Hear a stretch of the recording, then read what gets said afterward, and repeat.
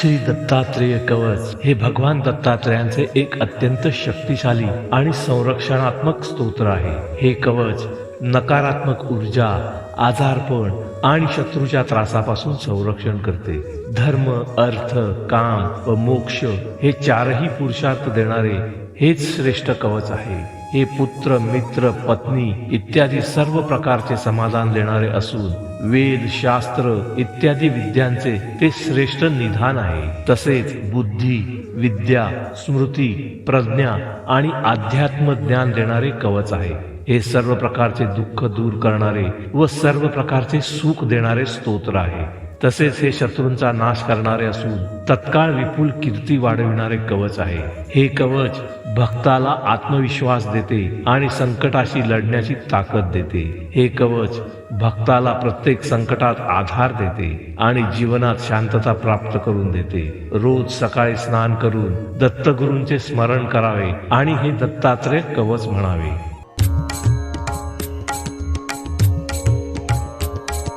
नं श्री गुरुदत्तं दत्तदेवं जगद्गुरुं निष्कलं निर्गुणं वन्दे श्रीदत्तात्रेय नमोस्तुते. सुरेशवन्दितं देवं त्रैलोक्यलोकवन्दितं हरिहरात्मभुवन्द्यं श्रीदत्तात्रेय नमोस्तुते.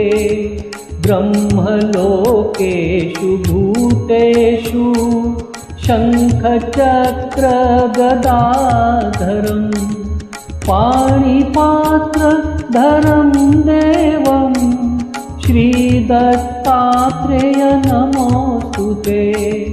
निर्मलं रक्तवर्णं च सुन्दरं स्वाङ्गशोभितं सुलोचनं विशालाक्षं श्रीदत्तात्रेय नमोस्तुते.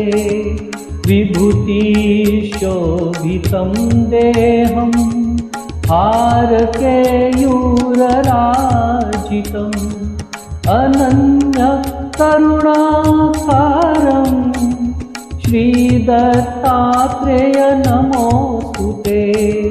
विभूतियुक्तभालं च जटामुकुटमण्डितं सुदीप्तं कुण्डलौ कर्णे श्रीदत्तात्रेय नमोस्तुते. प्रसन्नवदनं देवं मुक्तिमुक्तिप्रदायकं त्वां नमामि जगत्राता श्रीदत्तात्रेय नमोस्तुते. राजराज्यं महाराजं कार्तवीर्यवरप्रदं सुभद्रं भद्रकल्याणं श्रीदत्तात्रेय नमोस्तुते. अनसूयोदराजातं अत्रिमुनिसमुद्भवं विरक्तैर्योगिभिर्जेयं श्रीदत्तात्रेय नमोस्तुते. दिगम्बरं तनुश्रेष्ठं ब्रह्मचारी व्रते स्थिरं भिक्षुच्चदण्डिनं चैव श्रीदत्तात्रेय नमोस्तुते. कदा योगं कदा भोगं बाललीलाभिशोभितं दशरत्नपङ्क्तिं च श्रीदत्तात्रेय नमोस्तुते. भूतबाधा भयोन्माद ग्रहपीडाविनाशकं दारिद्र्यव्यसनोहारं श्रीदत्तात्रेय नमोऽस्तु ते। चतुर्दश्यां भृगोधसे जन्ममार्ग शीर्षशुभे यस्य तं तारकं वदे श्रीदत्तात्रेय नमोऽस्तु ते। रक्तोत्पलदलपादम सर्वतीर्थप्रकाशकं वन्दितं योगिभिः सर्वे श्रीदत्तात्रेय नमोऽस्तु ते।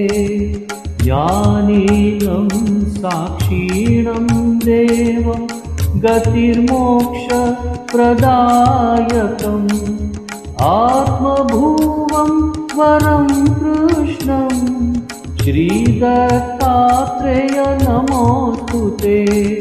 भृगुक्तैर्मधुरवाक्यैः श्रीदत्तात्रेयस्तुतिपरैः साक्षाद्व्यक्तं स्वयं ब्रह्म श्रीदत्तात्रेय नमोऽस्तु ते।